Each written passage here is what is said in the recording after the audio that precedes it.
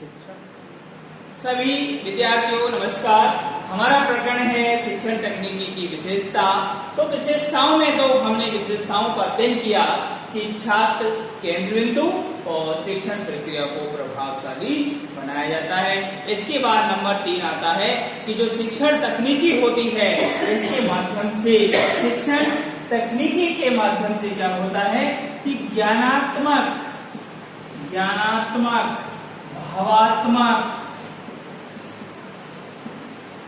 भावात्मक और क्रियात्मक, ये जो तीनों पक्ष होते हैं इन तीनों पक्षों का क्या किया जाता है, विकास किया जाता है। आप देखिए कि जो B.S. ब्लूम का नाम आपने सुना होगा। B.S. ब्लूम ने बताया है कि एक शिक्षण के द्वारा एक छात्र के अंदर, एक बालक के अंदर सकारात्मक जो भी पक्ष है, यदि बालक के अंदर सभी पक्षों का विकास करना है तो ज्ञानात्मक, भावात्मक, क्रियात्मक पक्षों का विकास संभव होता है। यह विकास किसके द्वारा संभव होता है? शिक्षण तकनीकी के द्वारा। ज्ञानात्मक जो विकास है, ज्ञानात्मक विकास के अंतर्गत आप देखिए कि आपका यदि ज्ञानात्मक विकास होता है तो आपको केवल एक पुस्तकीय ज्ञान उपलब्ध करवाया जाता है। पुस्तकीय ज्ञान उपलब्ध करवाया जाता है। यदि आपको पुस्तक यदि आपके सामने रखी जाती है, जो पाठ्यक्रम होता है उस पाठ्यक्रम से संबंधित जो भी नोट्स हैं, पुस्तक है, वह यदि आपको दी जाती है, आप उसको पढ़ कर यदि पास हो जाते हैं या उपलब्धि हासिल कर लेते हैं तो आपके अंदर कौन सा विकास है? ज्ञानात्मक विकास। ज्ञानात्मक के बाद आता है भावात्मक, यानी आप हर व्यक्ति की भावनाओं को समझने की कोशिश करते हैं और भावनाओं को समझते हैं। और भावनाएं आप कब समझ सकते हैं? जब आपके पास एक व्यापक रूप से ज्ञान होगा। भावनात्मक रूप से आप इमोशनल एक्टिविटी आपके अंदर है, आप हर व्यक्ति के भावों को प्रकट कर सकते हैं और भावों को, दूसरे की जो भाव है उन्हें आप समझ सकते हैं, तो वहां पर भावात्मक विकास किया जाता है। और क्रियात्मक जो विकास है कि आपको, आपके अंदर पुस्तकीय ज्ञान भी है और आप भावात्मक विकास भी आप कर सकते हैं।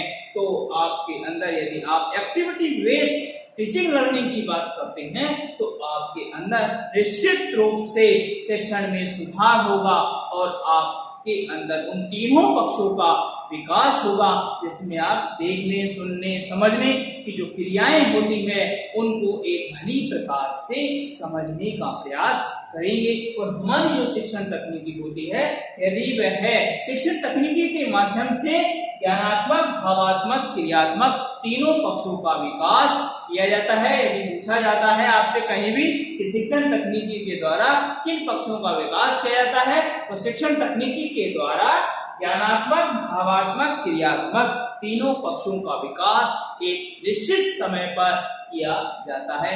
या तीनों पक्षों का विकास शिक्षण तकनीकी के माध्यम से किया जाता है। इसके बाद नंबर 4 आता है कि जो हमारी शिक्षण तकनीकी जो है इसके माध्यम से छात्र, अध्यापक तथा सेवारत शिक्षक दोनों ही अपने शिक्षण को क्या करते हैं? प्रभावशाली बनाते हैं। नंबर 4 है शिक्षण को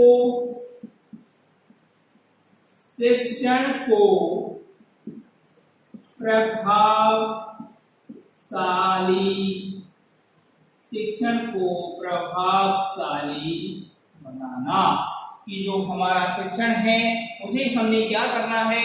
प्रभावशाली बनाना है। तो शिक्षण तकनीकी की जो विशेषता में नंबर 4 की बात जब की जाती है कि जो शिक्षण होता है उसको प्रभावशाली बनाया जाता है। अब शिक्षण को प्रभावशाली कैसे बनाया जाता है कि शिक्षण तकनीकी के माध्यम से जब हम शिक्षण करवा रहे हैं, यदि हम टेक्नोलॉजियों का उपयोग करते हुए यदि हम एक बच्चे को प्रोजेक्टर के माध्यम से यदि हम बच्चे को पढ़ाते हैं, इससे क्या होगा कि हमारी जो शिक्षण व्यवस्था है वह भी प्रभावशाली होगी।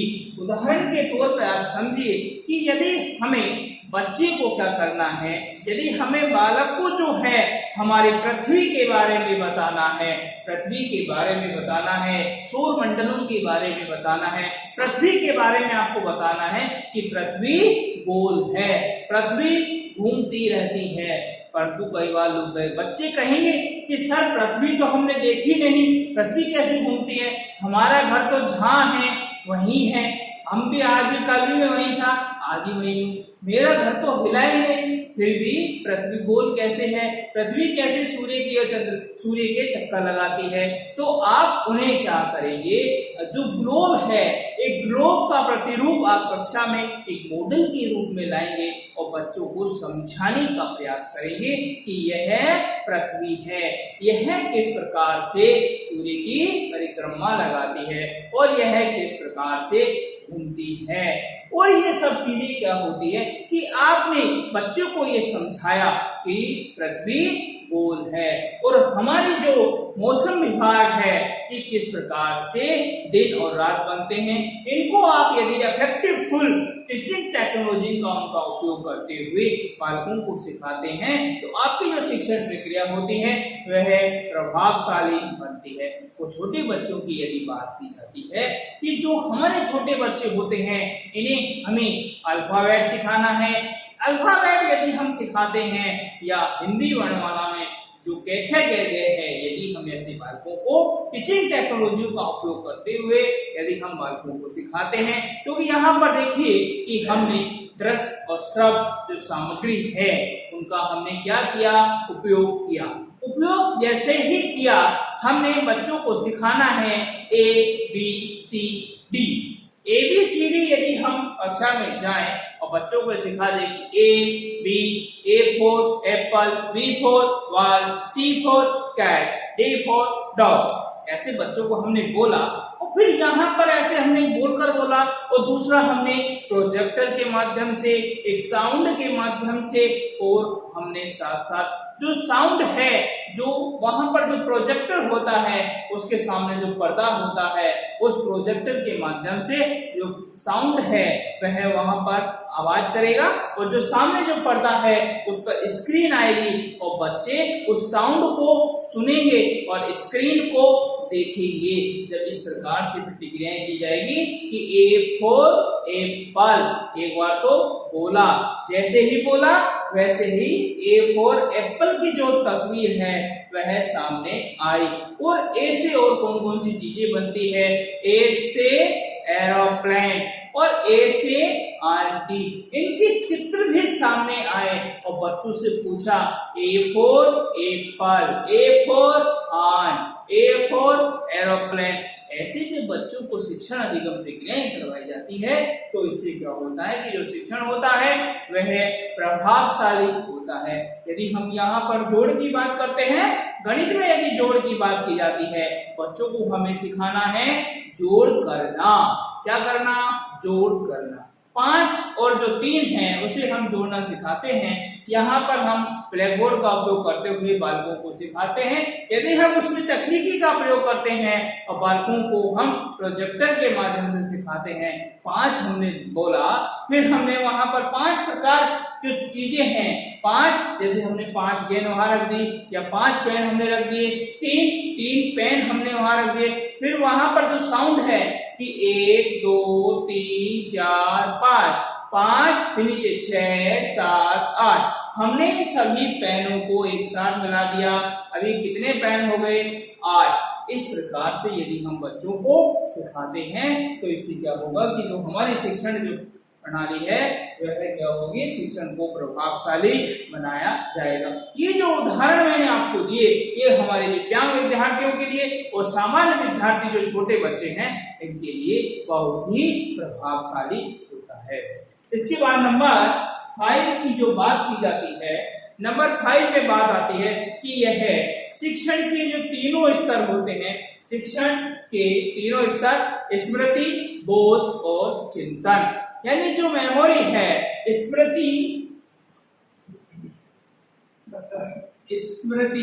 बोध और चिंतन,